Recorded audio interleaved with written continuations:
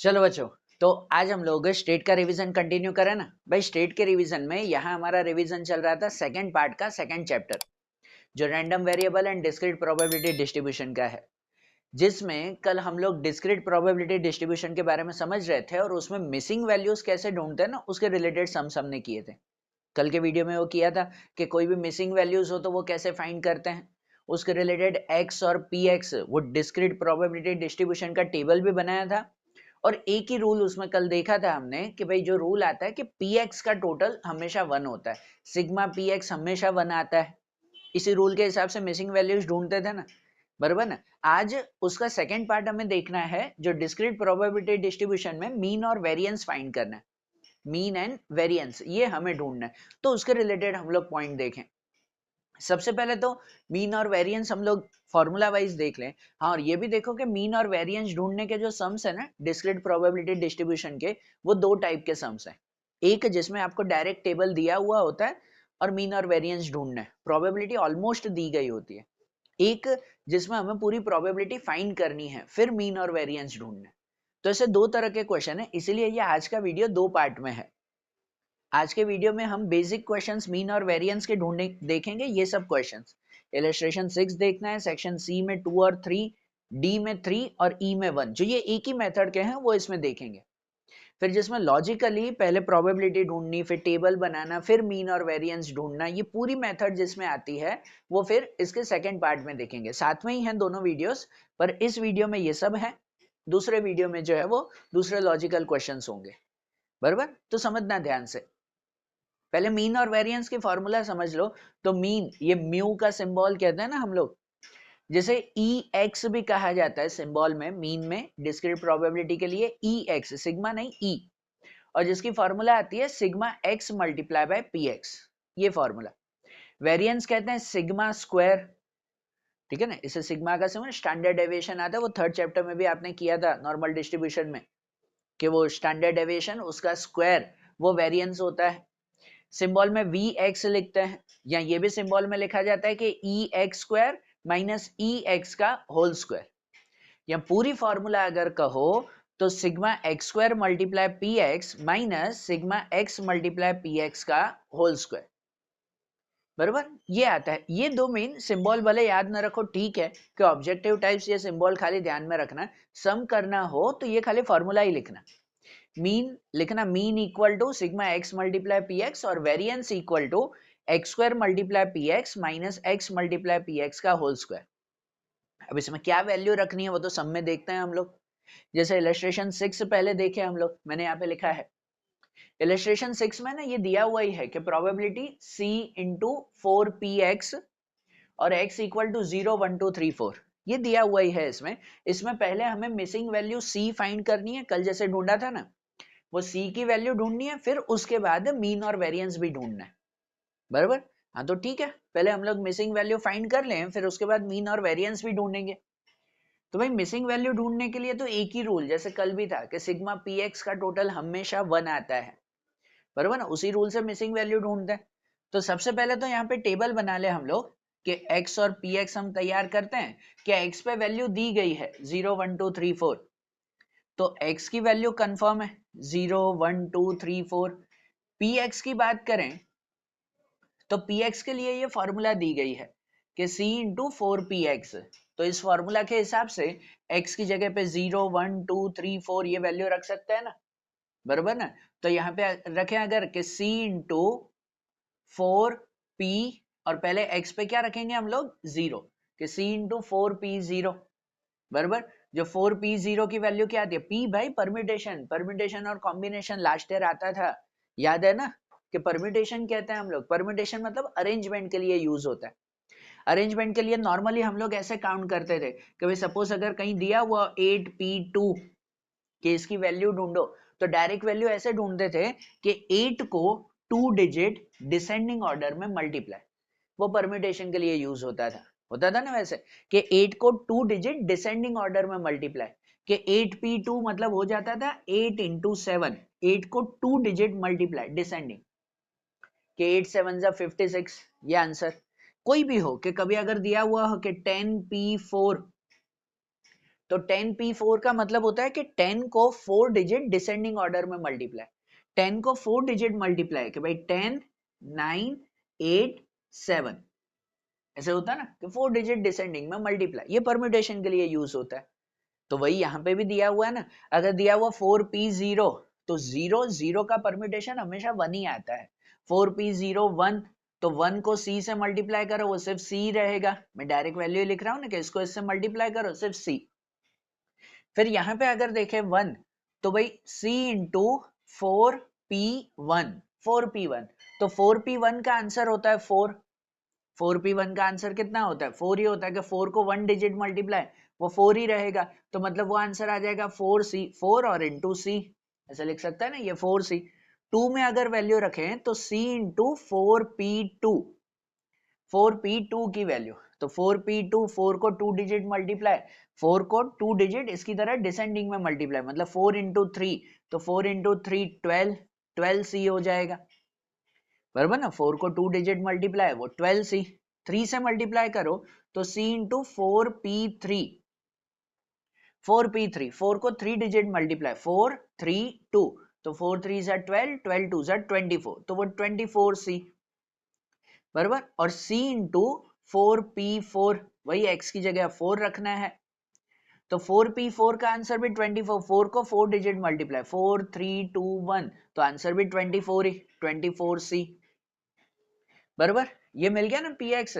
अब वही जो हमारा रूल है कि px का टोटल हमेशा कितना होता है, वो टोटल होता है हमेशा 1, तो उसी रूल के अकॉर्डिंग कि सिग्मा px इक्वल टू 1 रहता है, तो उनके हिसाब से अगर हम देखें ना इन सब का टोटल कि c plus 4c plus 12c, 12c sorry उसके बाद 24c and plus 24c equal to 1, बराबर। 24 24 12 4 1, इन सब का टोटल इक्वल टू 1, प्लस करें तो 48 48 और 12 अगर करें तो कितना 50 और 60 60 और 65, तो यहाँ पे 65c इक्वल टू 1, और 65 डिवाइड में ले जाएं तो c इक्वल टू 1 अपॉन 65, ये c की वैल्यू आ गई 1 अपॉन 65, बराबर। मिल गई ना मिसिंग वैल्यू, कल भी ऐसे ही ढूंढ रहे थे ना कि c की मिसिंग वैल्यू मिल गई 1 अपॉन 65।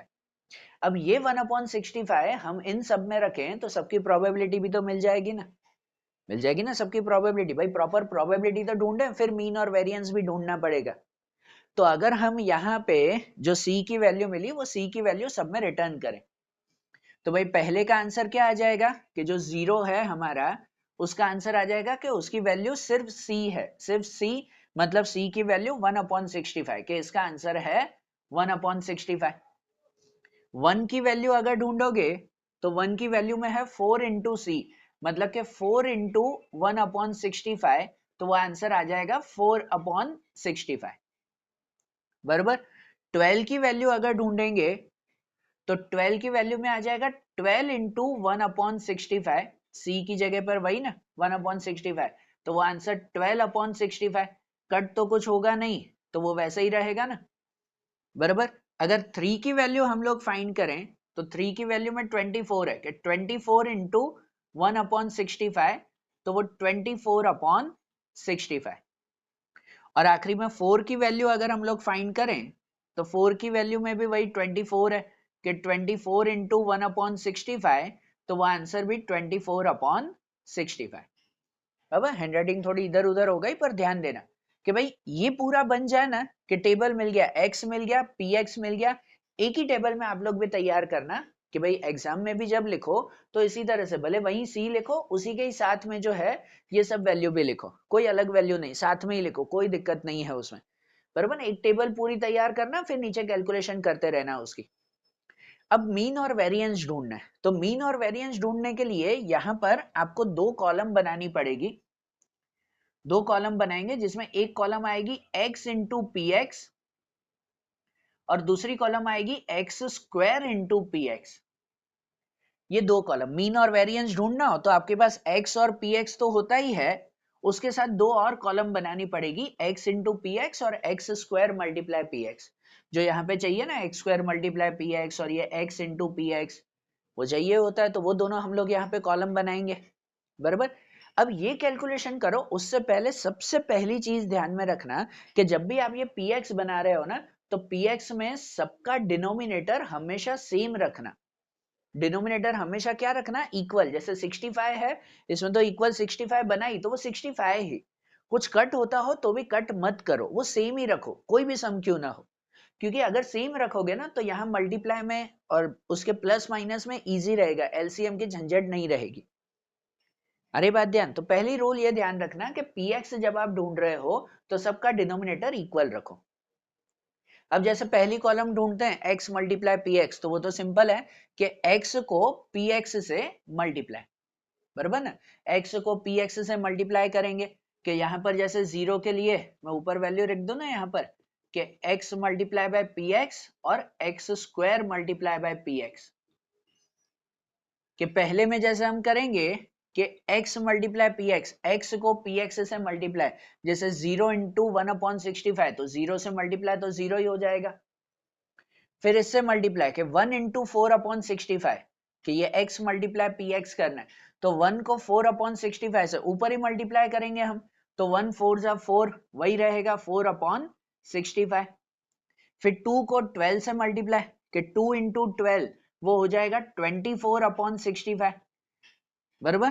फिर 3 को 24 से मल्टीप्लाई तो वो 72/65, और 4 को 24 से ऊपर ही मल्टीप्लाई, नीचे तो सेम ही, 4 को 24 से मल्टीप्लाई तो वो 96/65, बराबर। ये x मल्टीप्लाई px का आंसर मिला ना। और ऐसे ही आपकी टेक्स्ट बुक में ना इसको अलग से कैलकुलेशन किया, पर आप अलग से मत करो, टेबल ही बनाओ। मीन वेरिएंस में कोई भी सम हो आप टेबल बना के ही सॉल्व करो, बहुत इजी रहेगा। तो x मल्टीप्लाई px मिला। अब दूसरा x स्क्वायर मल्टीप्लाई px ढूंढना है। x स्क्वायर मल्टीप्लाई px में क्या, तो इसको दो तरह से ढूंढ सकते हो, या तो x स्क्वायर करो, जो x है ना उसका स्क्वायर करो और उसको फिर px से मल्टीप्लाई, कि भाई 0 का स्क्वायर 0 फिर इससे मल्टीप्लाई, वो यहाँ आंसर कि x स्क्वायर मल्टीप्लाई px, कि 1 का स्क्वायर 1 फिर 1 को 4 से मल्टीप्लाई, 2 का स्क्वायर 4 4 को 12 से मल्टीप्लाई, बराबर। X square multiply p x तो भी ठीक है, या x square multiply p x ऐसे भी ढूंढ सकते हो कि जो एक्स मल्टीप्लाई पी एक्स है उसको एक्स से मल्टीप्लाई, जो आंसर मिला एक्स मल्टीप्लाई पी एक्स उसको एक्स से, पी एक्स से नहीं, कि एक्स मल्टीप्लाई पी एक्स को एक्स से मल्टीप्लाई, तो ये एक्स और एक्स एक्स स्क्वायर हो जाएगा ना उसमें, बराबर ना। ये लॉजिक ध्यान रखना भाई, x square multiply p x दोनों तरह से ढूंढ सकते हो, या तो एक्स का स्क्वायर करो फिर उसको पी एक्स से मल्टीप्लाई करो। इजी क्या रहेगा आपके लिए, तो चलो और कुछ कैलकुलेशन कंफ्यूजन रहे तो एक्स का स्क्वायर करो, वो इजी रहेगा। नहीं तो फिर x multiply p x into x भी कर सकते हो, तो भी एक्स स्क्वायर ही होता है। पर अगर उसमें कंफ्यूजन रहे कि उल्टा सुल्टा मल्टीप्लाई हो गया, तो फॉर्मूला के हिसाब से x square multiply p x, x का स्क्वायर करो और पी एक्स से मल्टीप्लाई करो, कि 0 का स्क्वायर 0 और उसको इससे मल्टीप्लाई तो वो भी 0 ही रहेगा। ठीक है, माइंड में ही कैलकुलेशन करनी, कोई दिक्कत नहीं। फिर 1 का स्क्वायर 1 फिर 1 को 4 से मल्टीप्लाई तो वही रहेगा 4/65। फिर 2 का स्क्वायर 4 को 12 से मल्टीप्लाई तो 12 4 जा 48 48/65। 3 का स्क्वायर, तो 3 का स्क्वायर 9 को 24 से मल्टीप्लाई, तो 9 को 24 से मल्टीप्लाई करें तो 9 4 जा 36, ऊपर 3 18 और 3 21 216/65, बराबर ना। 9 को 24 से मल्टीप्लाई, 9 4 जा 36 और 2 और 3 18, हाँ। और फिर 4 को इससे 4 का स्क्वायर 16 16 इंटू 24, तो 16 4 जा 64, ऊपर 6 16 2 जा 32 और 6 38 384/65। आया आंसर।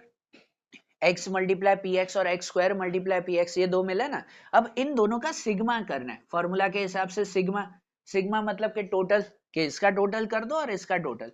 इसमें देखो 65 सब में डिनोमिनेटर सेम ही है, तो खाली ऊपर का टोटल, इसलिए हम कहते हैं कि डिनोमिनेटर सब में सेम रखो, कि यहाँ बार बार एलसीएम करने की जरूरत नहीं पड़ेगी, नहीं तो टोटल करते वक्त सबका एलसीएम करना पड़े। तो ऐसे ही अगर आप लोग प्लस करो तो कितना हो जाता है, 96 और 400 172, और ये तो ये हो जाएगा कितना 96, तो ये हो जाएगा 196 196/65। बराबर ना, 196। यहाँ अगर हम प्लस करें तो कितना हो जाएगा, ये 12 12 और 10 22 ऊपर 2, तो 6 7 और 8 15 ऊपर 1 और 3 और 3 6 652 अपॉन 65। दोनों का टोटल भी हुआ। अब मेन मीन और वेरिएंस ढूंढना है। एक ही मेथड याद रखो, ये दो चीजें तैयार करनी है। अब मीन और वेरिएंस लिखेंगे भी वैसे ही कि अगर मीन फाइंड करना है तो मीन का भले आप सिंबल लिखो कि मीन जो हम फाइंड करते हैं उसकी फॉर्मूला आती है sigma x multiply by P x. Sigma x multiply p x, सिर्फ यही। तो sigma x multiply p x means कि जो एक्स मल्टीप्लाई पी एक्स है उसका टोटल, तो उसका टोटल कितना आ रहा है 196 अपॉन 65। तो मतलब उसका टोटल आ गया 196 अपॉन 65। ये हमारा आंसर है, बराबर ना। ये मीन मिल गया हमें 196 अपॉन 65, पर कोई दूसरी कैलकुलेशन नहीं, मीन यही है sigma x multiply p x, उसका टोटल, ये हमारा मीन। कंफर्म, बराबर कि 196 अपॉन 65, बराबर ना। यही देखो चेक कर रहे हैं कि हाँ वही है मीन की वैल्यू। और उसके बाद जब वेरिएंस फाइंड करना है कि वेरिएंस स्टैंडर्ड डेविएशन का स्क्वायर, तो उसकी फॉर्मूला आती है कि sigma x square multiply p x minus bracket में sigma x multiply p x उसका स्क्वायर। तो इसका मतलब कि यहां जो है sigma x square multiply p x, तो इसका मतलब ये x square multiply p x उसका सिग्मा कि उसका टोटल कितना है 652 अपॉन 65 और minus x multiply p x का होल स्क्वायर। ये होल स्क्वायर है, ये वो सेकंड चैप्टर में आप कहते हैं पार्ट 1 का सेकंड और थर्ड चैप्टर जो होता था हमारा कि कोरिलेशन कोएफिशिएंट और लीनियर रिग्रेशन वाला, उसमें नहीं होता था कि sigma you square minus sigma you का होल स्क्वायर। तो यू स्क्वायर अलग, यू का होल स्क्वायर अलग, ये वही है कि सिग्मा एक्स स्क्वायर और ये सिग्मा एक्स का होल स्क्वायर। ये वैसा ही है ना कि सिग्मा एक्स स्क्वायर मतलब ये x square into p x, और ये sigma x into p x का होल स्क्वायर, तो जो एक्स इंटू पी एक्स किया ना उसका होल स्क्वायर। कि भाई यहाँ पे हो जाएगा कौन सा कि 196 अपॉन 65 का होल स्क्वायर। अब इसकी कैलकुलेशन करनी है, बराबर। वेरिएंस के लिए ये ध्यान देना, x square multiply p x, कि ये x square multiply p x और एक्स मल्टीप्लाई पी एक्स का होल स्क्वायर।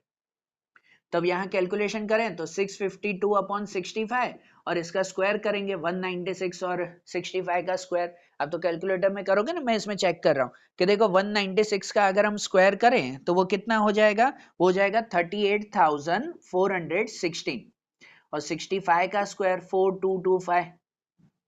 अब क्या, तो अब एलसीएम करेंगे, एलसीएम करेंगे ना इसमें कि भाई 65 और 4225 का एलसीएम, तो इसमें एलसीएम यही आएगा 4225, बराबर ना। तो कैसे कि एलसीएम करने के लिए इसको 1 से मल्टीप्लाई और इसको 65 से मल्टीप्लाई, क्योंकि भाई 65 का स्क्वायर ही तो ये हो रहा था, तो इसको भी एलसीएम करने के लिए किससे, उसी नंबर से मल्टीप्लाई करेंगे।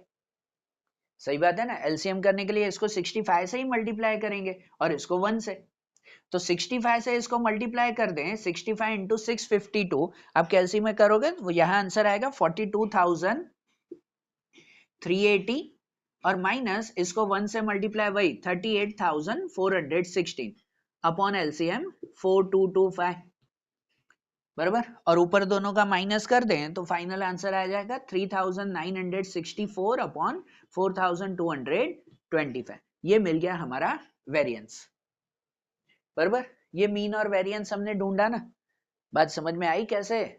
ठीक है, कोई भी ऐसा सम हो ना डिस्क्रीट प्रोबेबिलिटी डिस्ट्रीब्यूशन का, आपके पास x और px होना चाहिए और x और px के साथ मीन वेरिएंस ढूंढने के लिए x इंटू पी एक्स और x square into p x, ये दो चीजें हमें ढूंढनी है, बराबर। तो आपको आंसर मिल जाएगा। समझ आ रही है बात, ठीक है। ये एक बार देख लो इलस्ट्रेशन 6 अच्छी तरह से समझ लो। अब इलस्ट्रेशन 6 के साथ हम सेक्शन सी का क्वेश्चन देखें।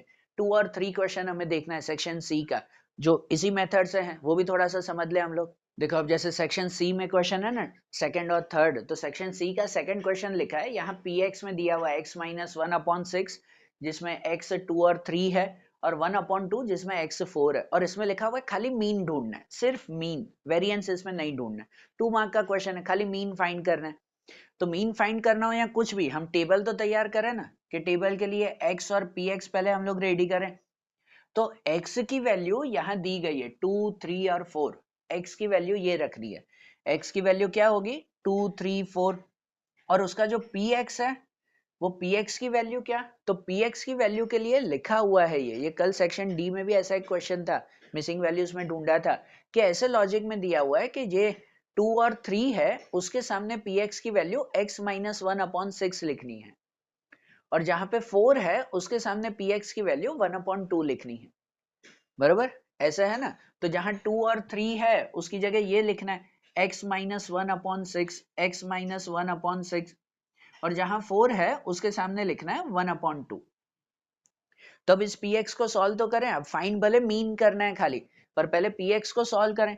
px को सॉल्व करने के लिए यहाँ x माइनस 1/6, तो x की जगह पे तो रख सकते हैं 2, कि x की जगह 2 रखें, 2 माइनस 1/6 तो वो हो जाएगा 1/6, बराबर। और यहाँ पे अगर देखें कि x की जगह 3 रखना है, तो 3 माइनस 1/6 तो ये हो जाएगा कितना 2/6। अरे बात ध्यान है, ये क्लियर हुआ हमारा।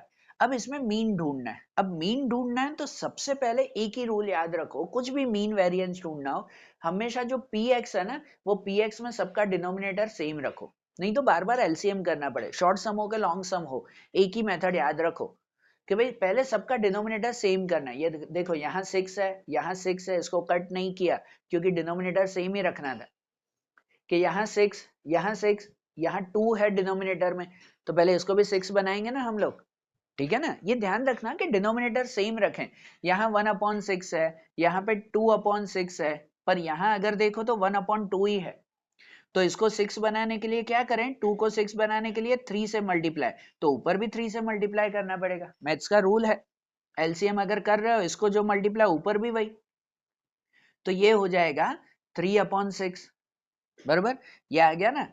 अब हम लोग मीन फाइंड करें उसमें, और कभी अगर रीचेक करना हो ना कि मेरा सम करेक्ट है या नहीं, तो कल से रूल समझ रहे हैं, एक ही रूल है कि sigma P X equal to 1 होना चाहिए। आप जो भी पी एक्स बना रहे हो उन सबका टोटल 1 आ रहा है, वो एक बार चेक कर लेते हैं कि सबका टोटल 1 है, कि हाँ देखो यहाँ पे सब में 6 है, तो ऊपर देखो 1 और 2 3, 3 और 3 6, तो 6/6 1 आया ना, मतलब आपका सम करेक्ट चल रहा है, बरोबर। इसलिए ये ध्यान रखते हैं, और मीन ढूंढना है ना तो एक ही चीज फाइंड करनी है खाली, x multiply by P x, बरोबर। मीन के लिए तो यही फॉर्मूला है कि x मल्टीप्लाई पी एक्स, सिर्फ तो एक्स स्क्वायर ढूंढने की जरूरत नहीं है, बरोबर ना, खाली x मल्टीप्लाई पी एक्स करना है। तो क्या करेंगे कि x और पी एक्स का मल्टीप्लाई, 2 और 1/6 तो वो 2/6, 2 मल्टीप्लाई 1 ना, ऊपर ही मल्टीप्लाई, कट मत करो, खाली मल्टीप्लाई, 3 को 2 से मल्टीप्लाई तो 3 2 जा 6/6, और यहाँ पे 4 3 जा 12/6, बराबर। और x मल्टीप्लाई पी एक्स का टोटल, नीचे डिनोमिनेटर सेम है तो ऊपर का प्लस, इसलिए वो सेम रखते हैं ना, तो 12 और 6 18 और 2 20, 20/6, मतलब अगर हम मीन ढूंढें तो मीन जो म्यू कहते हैं उसकी फॉर्मूला है sigma x multiply p x, जो वैल्यू मिल गई हमें 20/6। अब यहाँ कट होता हो तो कट करो, जैसे दोनों 2 2 से कट हो जाते हैं तो आंसर 10/3, ये हमारे मीन की वैल्यू हो गया ना, सिंपल। 2 मार्क में ऐसा क्वेश्चन आता है ना, बरोबर ना, ध्यान रहेगा, ये एकदम सिंपल लिख लेना ऐसे अच्छी तरह से। वैसे ही थर्ड क्वेश्चन है, कि थर्ड क्वेश्चन में भी दिया हुआ है कि पी एक्स है x+3/10, और x की वैल्यू -2 1 और 2 है, और इसमें हमें फाइंड करना है सिर्फ ex², ठीक है ना, क्या लिखा हुआ है वो क्वेश्चन में देखो, हमें खाली फाइंड करना है ex², ये ढूंढना है, तो ex² मतलब कि खाली ये हिस्सा ढूंढना है, पूरा वेरिएंस नहीं है, ठीक है ना, क्वेश्चन में पूछा हुआ है वो ध्यान दो, पूरा वेरिएंस नहीं पूछा हुआ है आपको, सिर्फ पूछा हुआ है ex² ढूंढो, मतलब खाली ये हिस्सा, और खाली ये हिस्सा मतलब उसकी फॉर्मूला है सिर्फ x² मल्टीप्लाई पी एक्स, ये हमें वैल्यू फाइंड करनी, कि x² multiply by P x, इसकी वैल्यू ढूंढनी है हमें, बता रही है, ध्यान है तो ध्यान से समझना क्या पूछा, पूरा मीन पूरा वेरिएंस कुछ भी नहीं, ये हिस्सा पूछा हुआ है इसमें, शॉर्ट सम है ना, खाली एक ही हिस्सा पूछा हुआ है कि खाली ये ढूंढना है हमें, तो ध्यान रखना। तो अब इसके लिए भी टेबल तो बना लें कि x और px लिखें, x की वैल्यू कंफर्म है कि वो -2 1 और 2, px की वैल्यू अगर लिखें तो px की वैल्यू के लिए यहाँ फॉर्मूला दी गई है x+3/10, तो जहां x की जगह पर ये तीनों वैल्यू रख के सॉल्व कर सकते हैं ना, कि जैसे x की जगह पे पहले -2 रखे तो -2 + 3/10, तो 3 - 2 1/10। फिर अगर x की जगह 1 रखें तो 1 + 3/10, आंसर 4/10। कट हो रहा है पर कट मत करो कि डिनोमिनेटर सेम ही रहे उसके, जैसे बताया ना px में डिनोमिनेटर सेम रखो उसमें। फिर 2 रखें कि 2 + 3/10, तो आंसर 5/10। ठीक है ना, ये px मिल गया हमें। आपको क्रॉस चेक करना तो कर दो कि यहाँ नीचे 10 है तो ऊपर 1 और 4 5 और 5 10, 10/10 आंसर 1 मिला ना, कि px का टोटल 1 आ गया है ना, आपकी डिस्ट्रीब्यूशन करेक्ट है, बराबर। तो ये जैसे हो गया px। अब इसमें खाली क्या फाइंड करना है, सिर्फ x² × px ढूंढना है। तो सिर्फ यहाँ कॉलम बनानी है x² × px, जो वो इलस्ट्रेशन 6 में देखा था, ऐसा पूरा सम नहीं करना है। और x × px भी नहीं, खाली x² × px। और ये कैसे ढूंढते हैं कि जो x है उसका स्क्वायर करके फिर ये px से मल्टीप्लाई।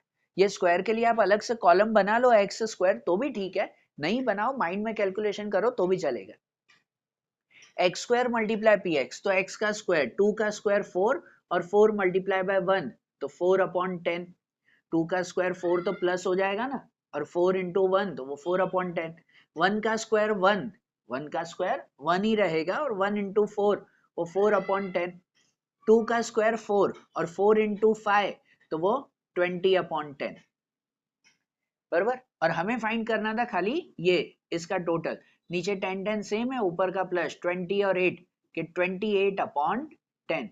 तो हमें जो ढूंढना था, यहाँ पूछा हुआ था कि ex², जिसके लिए कहते हैं सिग्मा x² × px, और x² × px मिल गया 28/10।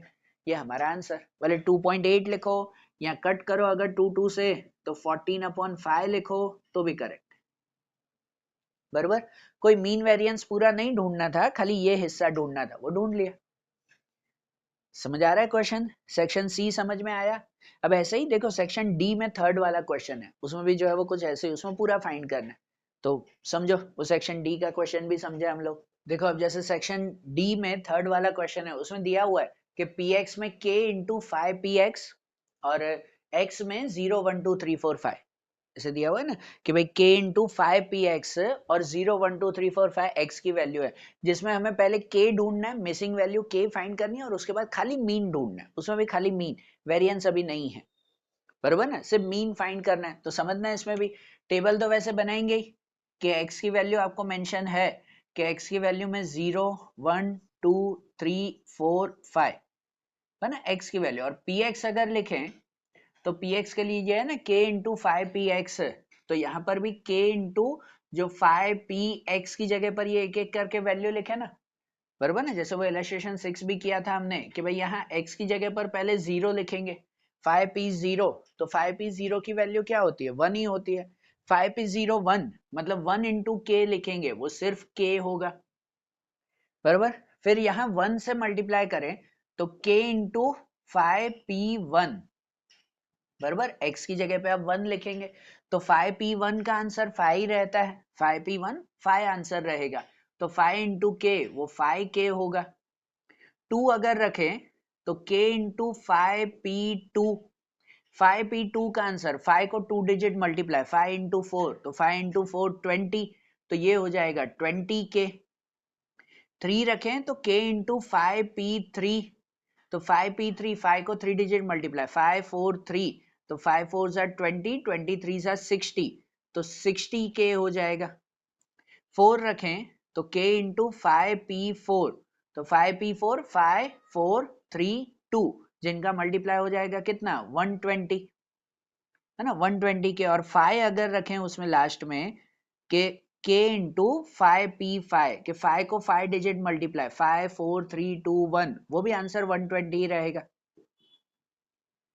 बराबर। ये k की वैल्यू मिली। अब k जो फाइंड करना है, मतलब ये सपोज वैल्यू मिली, वो k ढूंढना है, वो वही रूल कि सिग्मा px इक्वल टू कितना होता है 1, रूल तो वैसा ही ना।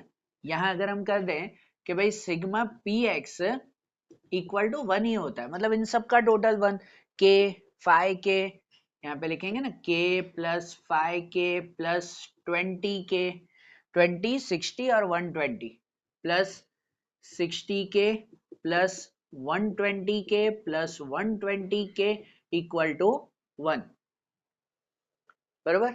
तो अब इनके हिसाब से अगर हम वैल्यू रखें तो कितना हो जाएगा, ये हो जाएगा 240 और 60 300, 325 और 26 326K इक्वल टू 1, 326K यही हुआ ना। और 326 अगर डिवाइड में जाएगा तो K इक्वल टू 1 अपॉन 326, ये K की मिसिंग वैल्यू मिल गई हमें, बराबर। 3 इंटू 1 सॉरी K में 1 इंटू 326 ये मिल गया 1 अपॉन 326। तो अब ये K की वैल्यू यहाँ पे रखें वापस और उसके बाद मीन फाइंड करें। जो मीन हमें ढूंढना है कि ये वैल्यू यहाँ पे रखें कि जैसे पहले में 0 की वैल्यू सिर्फ K है, सिर्फ K है तो उसकी वैल्यू सिर्फ लिखी जाएगी 1 अपॉन 326। दूसरे की वैल्यू 1 की वैल्यू है 5K, 5K मतलब 5 इंटू 1 अपॉन 326, तो 5 से मल्टीप्लाई हो जाएगा 5 अपॉन 326, बराबर। अगर 2 की वैल्यू रखेंगे यहाँ पर तो उसमें 20 इंटू 1 अपॉन 326, 20 को 1 से मल्टीप्लाई तो वो 20 अपॉन 326 कट होता है, पर कट करो मत, डिनोमिनेटर सेम ही रखो सब में, ठीक है। 3 से मल्टीप्लाई करें, वैसे सिंपल मल्टीप्लाई है कि 60 इंटू K है तो 60 इंटू 1 अपॉन 326, तो वो 60 अपॉन 326 है, बराबर। 4 से मल्टीप्लाई करेंगे इसमें तो वो 120K, तो 120 अपॉन 120 मल्टीप्लाई बाय 1 अपॉन 326, सब मिक्स हो रहा है उसमें, तो 120 अपॉन 326, बराबर। और दूसरी चीज है कि इसे भी 120 इंटू के, तो 120 इंटू 1 अपॉन 326, तो ये भी हो जाएगा 120 अपॉन 326, बराबर। px मिल गया। अब px ढूंढने के बाद हमें क्या फाइंड करना है, खाली मीन ढूंढना है, सिर्फ मीन। तो मीन ढूंढने के लिए एक ही ना, x मल्टीप्लाई बाय px, मतलब यहां हम कॉलम बनाएंगे x इंटू px की, सिर्फ ये x इंटू px, तो मतलब x को px से मल्टीप्लाई करना है, तो वो आंसर मिलेगा कि भाई जैसे 0 को इससे मल्टीप्लाई वो 0 ही रहेगा, फिर 1 को इससे मल्टीप्लाई तो 1 को 5 से मल्टीप्लाई वो 5 अपॉन 326, 1 से मल्टीप्लाई, 2 से मल्टीप्लाई करेंगे तो 2 इंटू 20 वो 40, 40 अपॉन 326, बराबर। डिनोमिनेटर सेम ही, खाली ऊपर मल्टीप्लाई। 3 इंटू 60 तो वो 180, 180 अपॉन 326। 4 से तो 4 इंटू 120 वो 480, 480 अपॉन 326, बराबर। और 5 से इसको मल्टीप्लाई तो 5 इंटू 120 तो वो 600, 600 अपॉन 326, बराबर। सबका मल्टीप्लाई हो गया। अब मीन ढूंढने के लिए क्या, तो इनका टोटल कर दे, अपॉन में तो 326 है ही, इन सबको अगर प्लस करें तो यहाँ आ जाएगा 5, और उसके बाद सेकंड में ये 4 और 8 12, 12 और 20 ऊपर 2, तो 3 और 4 7 और 6 13, तो 1305 अपॉन 326। मतलब जो मीन की वैल्यू हमें फाइंड करनी थी वो मीन म्यू जो कहते हैं कि sigma x multiply by P x, तो वो वैल्यू मिल गई हमें 1305 अपॉन 326, ये मीन की वैल्यू है ना। आंसर सब में सेम ही मेथड ना, कि x इंटू पी एक्स हमें करना है मीन ढूंढने के लिए। वेरिएंस होता तो एक और ढूंढते x square into p x, बराबर। समझ में आ रहा है। तो सेक्शन डी, ये भी क्वेश्चन एक बार अच्छी तरह से नोट कर लो। देखो जो सेम मेथड के ना, पहले एक एक करवा रहा हूँ, फिर जो अलग मेथड के, इसमें कैसे आपको टेबल पूरी दी हुई थी, ये x और पी एक्स ऑलमोस्ट ये वैल्यू तो है ही। दूसरा हम सम देखेंगे दूसरे वीडियो में कि जिसमें x भी नहीं दिया हुआ वो भी खुद ढूंढना है, px भी खुद ढूंढना है, फिर मीन और वेरिएंस भी खुद ही ढूंढना है, वो तो ठीक है ना। वो लॉजिकल प्रॉब्लम सम्स देखेंगे हम लोग। पर वो देखें पहले सेक्शन डी, इस वीडियो में जो है वो सेक्शन ई का फर्स्ट क्वेश्चन, वो भी एक लास्ट क्लियर करें हम लोग। अब देखो जैसे सेक्शन ई में पहला क्वेश्चन है हमारा, तो सेक्शन ई में फर्स्ट क्वेश्चन में ना आपको जैसे टेक्स्ट बुक में है कि भाई वो डिमांड ऑफ लैपटॉप और उसकी प्रोबेबिलिटी दी गई है, और उसमें हमें फाइंड करना है एक्सपेक्टेड वैल्यू और वेरिएंस। तो एक्सपेक्टेड वैल्यू मतलब हमें मीन ही फाइंड करना है, एवरेज वैल्यू हो गई वो, बराबर। कभी भी प्रोबेबिलिटी में लिखा हुआ ना कोई क्वेश्चन में कि फाइंड द एक्सपेक्टेड वैल्यू, तो एक्सपेक्टेड वैल्यू मतलब मीन ढूंढना है और उसके साथ वेरिएंस दोनों फाइंड करने। और इस क्वेश्चन में तो देखो सब कुछ दिया हुआ है, एक्स और पी एक्स दिया हुआ ही है, आपको दिया हुआ ही है, तो फिर तो ना कोई मिसिंग वैल्यू ढूंढनी है ना पी एक्स को फाइंड करना है, सब दिया हुआ है। तो डायरेक्टली हम लोग तो ढूंढे, मीन और वेरिएंस ढूंढे, तो उसके लिए तो क्या करते हैं हम लोग, यहाँ दो कॉलम बनाते हैं ना, दोनों ही फाइंड करने हैं। तो एक एक्स मल्टीप्लाई पी एक्स बनाएंगे और दूसरा x square multiply by P x बनाएंगे। ठीक है, ये दोनों कॉलम, पहले x multiply by P x अगर बनाए तो x और पी एक्स को मल्टीप्लाई, 1 इंटू 0.10 वो 0.10, 2 इंटू 15 तो वो 0.30, 3 इंटू 20 तो 0.60, 4 इंटू 25 तो 1.00, 1.0 ना, 5 इंटू 18 तो 0.90, 6 इंटू 12 तो वो 72। बराबर, ये हो गया। अब x square multiply p x, के एक्स का स्क्वायर फिर ये पी एक्स से मल्टीप्लाई, एक्स का स्क्वायर फिर ये पी एक्स से मल्टीप्लाई।